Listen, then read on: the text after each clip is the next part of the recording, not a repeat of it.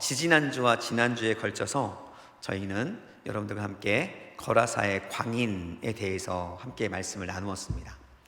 거라사 광인의 이야기를 간단하게 요약하면 이렇습니다. 주님이 귀신을 쫓아내었다라는 사건이 아니라 귀신을 쫓아냄으로 인해서 그곳 가운데 하나님의 나라가 임하였다라는 것을 우리에게 보여주신 것이다 라는 것을 말씀드렸죠.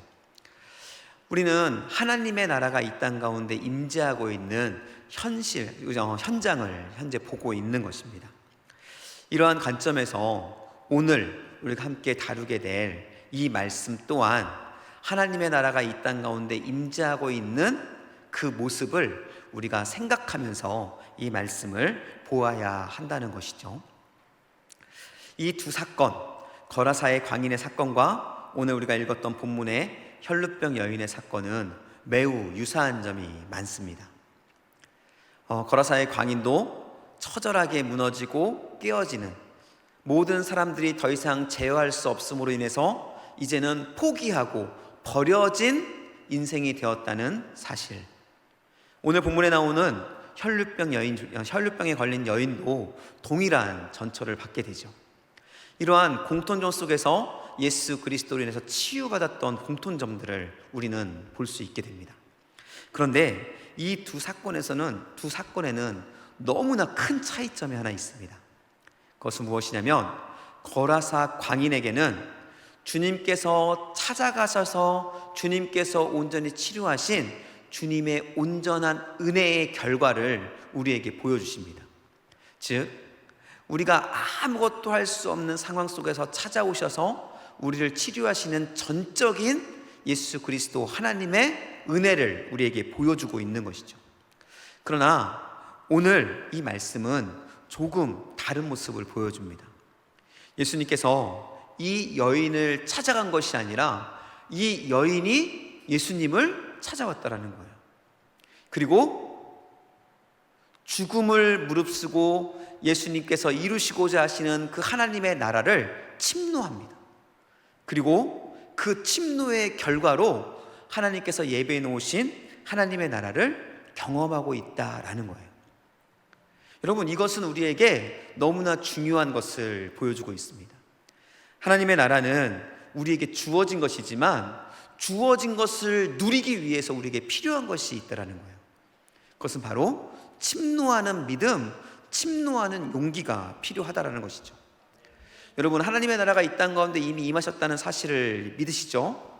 우리는 지금까지의 마가복음 4장, 3장, 4장, 5장을 통해서 하나님의 나라가 이 땅 가운데 이미 임했고 우리는 하나님께서 이루어 놓으신 그 하나님의 나라를 살아가고 있다는 사실을 반복적으로 지금 나누고 있습니다. 우리는 하나님의 나라를 살아가고 있어요. 그런데 중요한 것은 이 이루어 놓으신 하나님의 나라를 우리가 경험하고 살아가고 있느냐라는 거예요. 저는 우리가 하나님께서 이미 이루어 놓으신 이 하나님의 나라를 우리의 삶 가운데 경험하며 살아갈 수 있기를 예수님의 이름으로 축복합니다. 그러기 위해서 필요한 한 가지를 오늘 이 본문의 말씀 속에서 우리에게 주어주고 있다는 것이죠. 어떻게 하나님께서 이미 이루어 놓으신 우리의 삶 속에 선물로 허락하신 하나님의 나라를 누리며 살아갈 수 있을 것인가?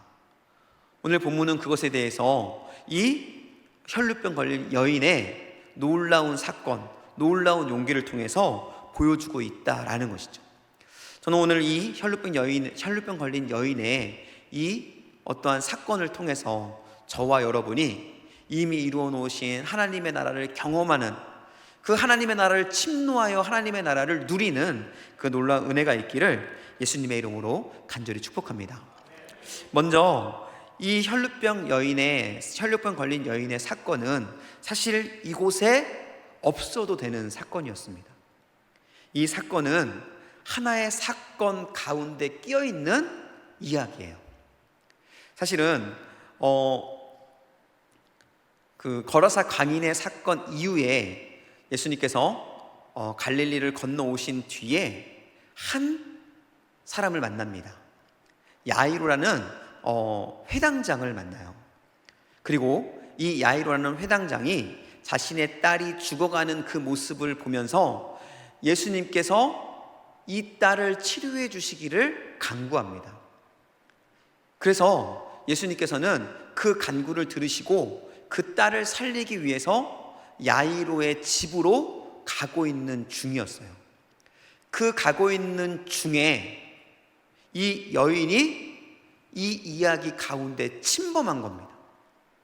그러니까 이 이야기는 사실 여기에 있어서는 안 되는 사건인 거죠. 그럼에도 불구하고 이곳에 기록되어 있는 것은 이 여인이 있어서는 안 되는 곳으로 침노하며 들어갔고 그로 인해서 놀라운 하나님의 나라를 경험하는 것을 먼저 우리에게 상징적으로 보여주고 있는 것입니다. 이러한 관점을 생각하면서 오늘 이 말씀을 좀 보기를 원합니다. 이 여인, 이름도 알려지지 않은 이 여인의 상황을 오늘 본문 25절에 우리에게 보여주고 있습니다. 25절 말씀을 함께 읽겠습니다. 12해를 혈류증으로 알아온 한 여자가 있어. 12해 오랜 기간 동안 혈류병, 유출병에 걸려서 고통받아온 여자가 있었다고 우리에게 먼저 소개를 하고 있습니다. 그러면서 이 여자가 이 12년 동안 어떠한 삶을 살았는지를 보여주는데요. 26절입니다. 함께 있습니다. 많은 의사에게 많은 괴로움을 받았고 가진 것도 다 허비하였으니 수에 아무 효염이 없고 도리어 더 중하여졌던 자예라고 말하면서 이 여인의 상황을 이야기해 주고 있습니다. 여러분, 여기서 말하고 있는 혈류증, 다른 말로 말하면 유출증은 육신적으로 매우 고통받는 병이죠. 일반적으로 남자에게도 일어나지만 일반적으로는 여성에게 일어나는 병으로 피가 멈추지 않고 계속적으로 흐르는 병입니다. 그렇기 때문에 이 병은 삶에 있어서도 매우 어렵고 육체적인 고통도 매우 심한 병이죠. 그런데 더 중요한 문제는, 더 큰 문제는 이 병이 육체적인 고통으로 끝나는 병이 아니었더라는 거예요. 이 혈류증, 유출병이라고 이름되는 이 병은 바로 부정함의 상징인 병이었습니다. 우리가 부정함의 상징인 병, 잘 알고 있는 문둥병, 이 문둥병과 동일하게 취급되는 그런 부정함의 상징이었어요. 레위기 15장 2절 말씀인데요. 율례에 대해서, 정결법에 대해서 나오는 말씀입니다. 레위기 15장 2절 말씀에 보면 이런 말씀이 있어요. 이스라엘 자손에게 말하여 이르라. 누구든지 그의 몸에 유출병이 있으면 그 유출병으로 말미암아 부정한 자라. 이 유출병은 부정함의 상징이었습니다. 여러분, 부정함의 상징이 되어지면 어떤 일이 일어나냐면요, 그들은 사람들과 함께 살아갈 수 없는, 즉 가족들에게도 버림받고 이웃에게도 버림받고 공동체 안에서 살아갈 수 없는 존재가 되어버리는 것이죠. 이 유출병은 자신만 부정하게 되는 것이 아니었습니다. 2절 말씀, 15장 2절 말씀, 15장 3절 말씀에, 4절 말씀에 보면 유출병 있는 자가 눕는 침상은 다 부정하고 그가 앉았던 자리도 다 부정하니, 만나는 사람, 접촉하는 모든 것들이 다 부정하게 되기 때문에 이 유출병 걸린 사람 옆에는 아무도 다가오지 않았어요. 유대인들은 정결함을, 거룩함이라는 것을 조금 잘못 해석해서 정결함을 매우 중요하게 생각했습니다. 그러한 유대인들의 사회 속에서 유출병이 걸렸다, 이 혈류증이 걸렸다라는 것은 한마디로 말해서 모든 사람들에게 버림받았다라는 것과 동의어로 해석될 수 있었다라는 것입니다. 이러한 상황에 놓여 있었기 때문에 이 여인의 소원은 한 가지였어요. 유출병이 낫는 거였죠. 그래서 이 여인은 유출병을 고치기 위해서 어떠한 노력을 했습니까? 우리 26절 말씀에 읽은 것처럼 약 12년 동안이나 많은 의사들을 찾아다녔습니다. 여러분, 이 많은 의사들을 찾아다녔다라는 말이 매우 짧은 말이지만 이 말 속에 이 여인의 고통과 아픔이 담겨 있습니다. 여러분, 우리들 질병이 걸렸습니다. 근데 질병을 치료하기 위해서 병원을 갔어요. 근데 그 병원에서 나의 질병의 원인을 모릅니다. 치료를 못해요. 그럼 어떻게 하시나요? 다른 병원으로 가죠. 근데 거기서도 몰라요.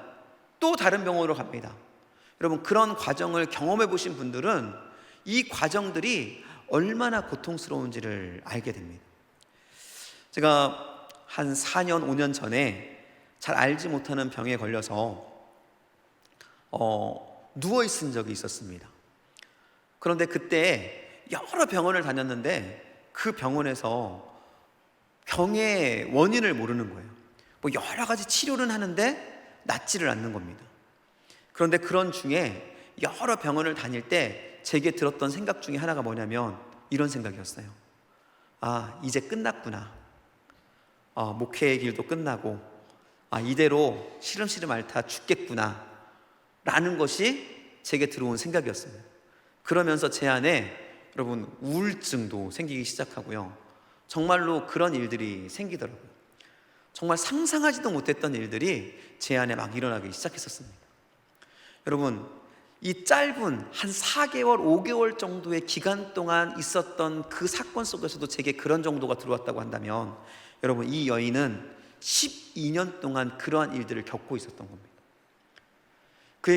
이 여인에게 얼마나 많은 재산이 있었는지 모르겠어요.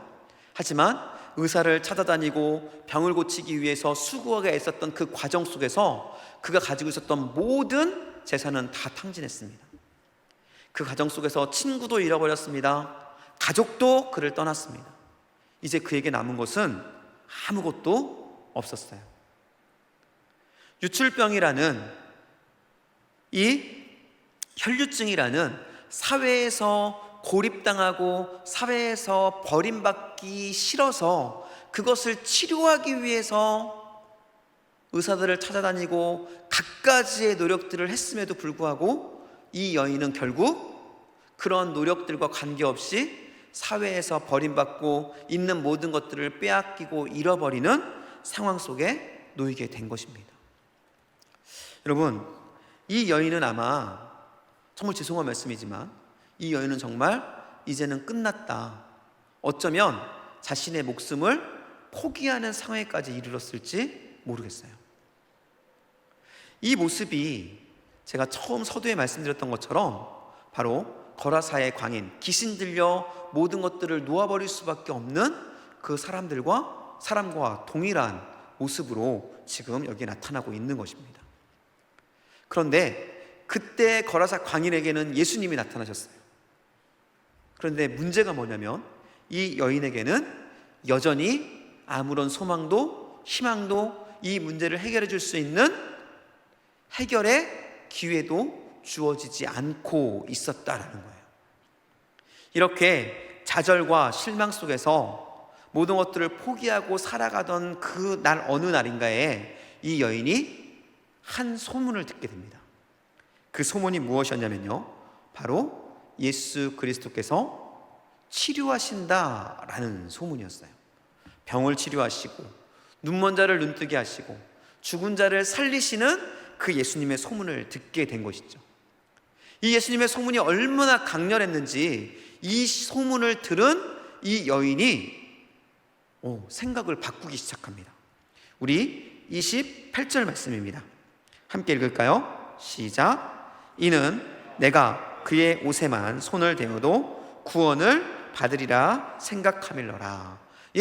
그 소문을 듣고 이 여인 가운데에 하나의 마음이 쑥 들어온 게 된 거예요.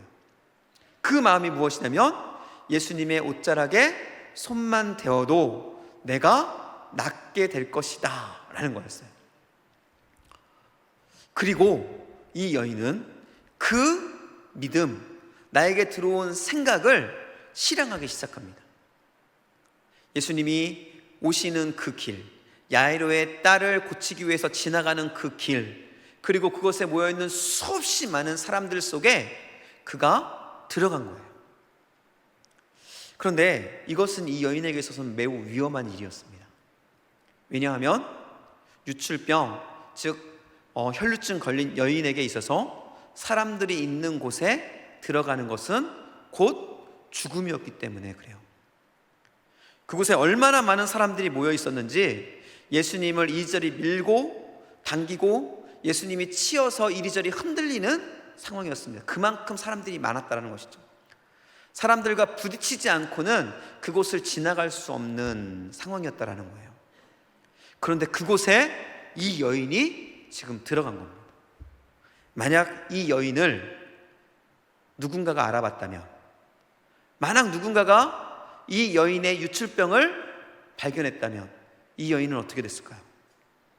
그곳에서 돌에 맞아 죽을 수도 있었다라는 것이죠. 이 여인도 이 사실을 너무나 잘 알고 있었습니다. 그럼에도 불구하고 이 여인은 그 곳으로 들어가요. 치료를 위해서, 생명을 얻기 위해서 죽음의 길을 걸어가게 된 겁니다. 여러분, 이 여인의 용기, 이 용기는 빛을 발합니다. 이 여인이 뚫고 그 죽음의 길, 생명을 위한 그 죽음의 길을 걷고 걸어서 이 여인은 예수님의 옷자락에 손을 대죠. 붙잡았을 거예요.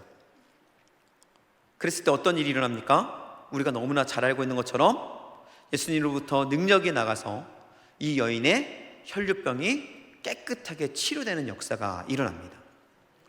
이때 예수님께서 본인의 능력이 나가신 걸 아시고 이 여인을 찾습니다. 그런데 여기서 우리가 생각해 볼 게 있어요. 예수님이 굳이 이 시간에 이 여인을 찾을 필요가 있었을까요? 지금 예수님은 무엇을 하고 있는 중이었을까요? 예수님은 지금 야이로의 딸, 지금 죽음을 목전에 둔, 곧 죽을 그 딸, 야이로의 딸을 살리기 위해 급히 그곳으로 가고 있는 중이었습니다. 그런데 그 목적과 관계없이 끼어든 한 여인으로 인해서 예수님께서 그 자리에 멈춰서서 그 여인을 찾고 계셨다는 거예요. 우리의 상식적인 생각으로는 빨리 가서 그 야이로의 딸을 치료하고 나중에 그 여인을 찾을 수도 있었잖아요. 그럼에도 불구하고 예수님께서는 그곳에 서십니다. 야이로의 딸을 잠깐 내버려 두고 그 여인의, 그 딸의 죽음이 임박했음에도 불구하고 그것을 내버려 두고 지금 그 여인을 찾고 있는 거예요. 왜 그랬을까요? 단순하게 그 여인이 누군지, 나에게 능력이 나간 그 여인이 누군지 확인하기 위해서는 아닐 거예요. 그 여인을 찾아서 그 여인에게 하는 말이 너무 중요합니다.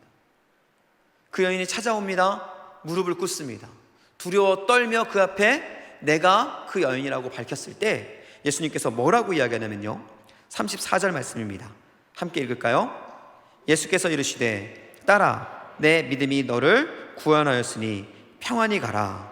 내 병에서 놓여 건강할지어다.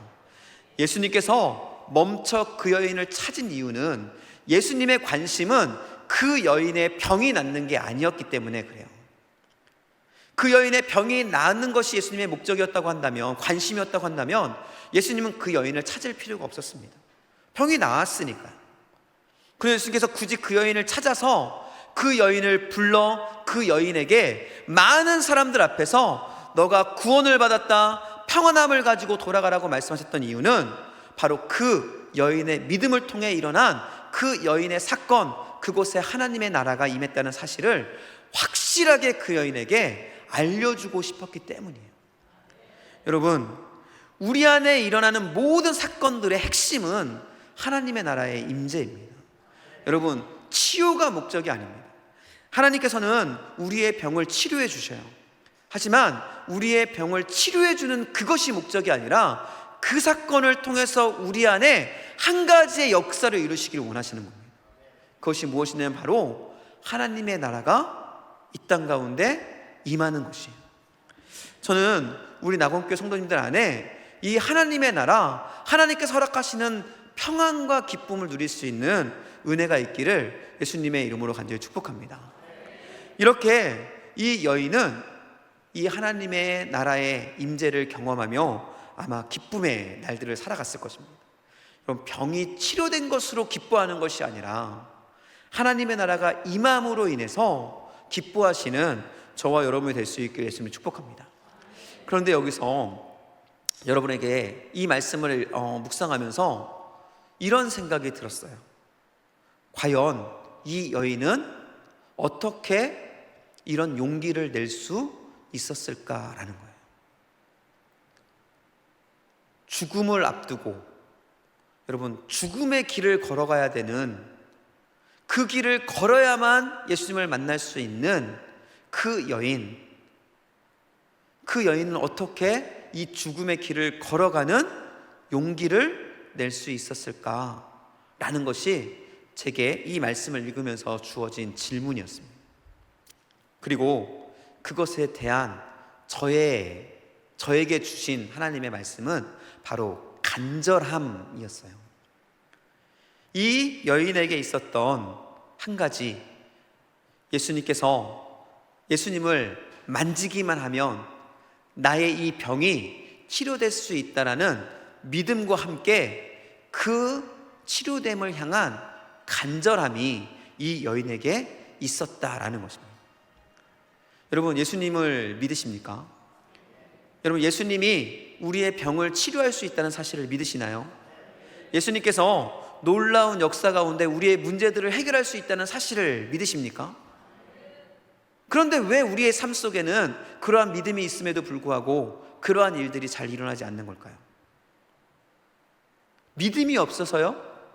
그것도 답이 될 수 있겠죠. 하지만 저희는 예수 그리스도를 믿는다고 저는 확실히 믿습니다. 그렇다고 한다면 믿음이 있음에도 불구하고 왜 우리의 삶 속에는 그러한 은혜가, 그러한 경험들이 일어나지 않는 것일까? 그 이유는 바로 우리 안에 그러한 사건에 대한 간절함이 없기 때문에 그래요. 제가 어렸을 때 저희 어머니를 따라서 부흥회를 간 적이 있습니다. 자주 갔어요, 자주.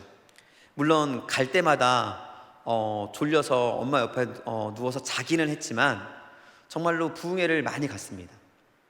근데 그때 제가 생각해 보면 그때의 부흥회, 그때의 기도 소리, 그때의 예배에 참여하는 사람들의 모습과 지금 예배하는 우리들의 모습 간에는 좀 차이가 있는 것 같습니다. 저에게도 그렇고 일반적인 모습들이 그렇죠. 그 차이는 바로 하나님을 만나고자 하는, 하나님의 은혜를 경험하고자 하는, 하나님의 치료와 역사를 경험하고자 하는 그 간절함이 너무나 큰 차이로 보여지고 있다는 거예요. 여러분, 믿음이 있지만 그 믿음에 대한 간절함이 없다고 한다면 우리 속에는 그 믿음의 역사를 이룰 수 있는 힘이 약해진다는 것이죠. 저는 우리 낙원교회 안에 놀라운 하나님의 역사를 경험하는 은혜가 넘쳐날 수 있게 축복합니다. 여러분, 그러기 위해서 우리에게 필요한 것이 있어요. 그것이 무엇이냐면 바로 예수님께 나가고자 하는, 정말 예수님을 만나고자 하는, 예수님과 동행하고자 하는 그 간절함이 우리에게 필요한 것입니다. 여러분, 저는 924 새생명 축제를 준비하면서 우리에게 한 영혼을 향한 간절함이 있는가라는 질문을 저와 여러분에게 하고 싶습니다. 우리가 이름을 기록하고 지금 밑에다가 붙여놨는데요, 여러분, 그 영혼을 향한, 그 영혼을 구원하고자 하는 간절함이 정말 여러분에게 있으신가요? 여러분, 그 간절함이 있다고 한다면 여러분 가만히 있을 수 없습니다. 이 혈루병 걸린 여인이 간절함이 있었기에 죽음을 뚫고 예수님께 나아가 옷자락을 만졌던 것처럼, 만약 우리에게 영혼을 향한 간절함이 있다고 한다면 우리는 가만히 있을 수 없는 거예요.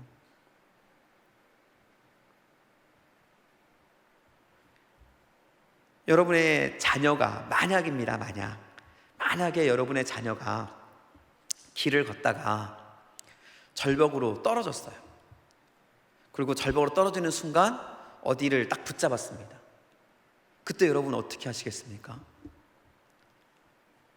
지금은 바쁘니까 조금 이따 잡아줄게 하시겠습니까? 아니면 그 즉시 여러분의 무릎이 깨지든 여러분이 무엇을 하든 관계없이 그 손을 붙잡고 그 손을 끌어올리려고 하시겠습니까?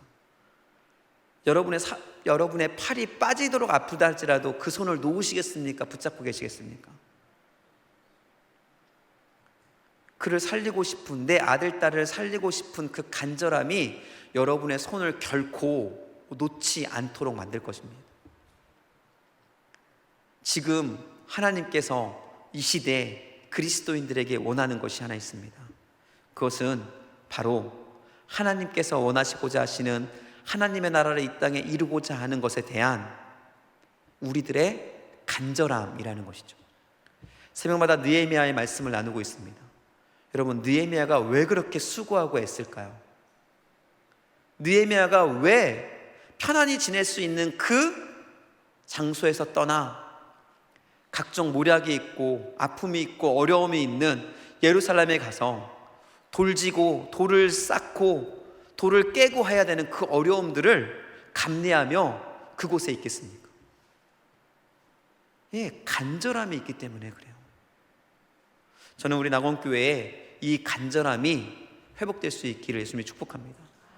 여러분, 교회를 향한 간절함, 우리 비전센터를 지금 계획하고 있는데요, 비전센터를 향한 간절함, 그리고 9.24 새생명축제를 향한 영혼을 살리고자 하는 간절함, 이 간절함이 우리에게 있을 때 우리 안에 있는 믿음은 담대함으로 바뀌게 되고, 그 믿음은 용기로 바뀌게 되고, 그 믿음이 바로 우리에게 놀라운 역사를 이루는 씨앗이 될 수 있다라는 것입니다. 저는 이러한 놀라운 역사가 저와 여러분을 통해 나타날 수 있기를 예수님의 이름으로 간절히 축복합니다. 여러분, 간절함을 다시 한번 회복하십시오. 예전 우리 믿음의 선배들이 그 간절함을 통해 이루어 놓았던 지금의 이 교회를 우리의 간절함을 통해 다시 한번 부흥시킬 수 있는 우리 낙원교회 성도님들 될 수 있기를 예수님의 이름으로 간절히 축복합니다. 우리 옆분들에게 좀 서로 인사했으면 좋겠습니다. 예수님을 향한 간절함을 회복합시다. 영혼을 향한 간절함을 회복합시다. 아멘. 그 간절함이 회복될 때 우리 낙원교회는 이 시대를 살리는, 하나님이 세우시는, 꿈꾸시는 아름다운 교회가 될 줄 확실히 믿습니다. 우리 함께 그 마음을 가지고 함께 찬양하며 나가겠습니다.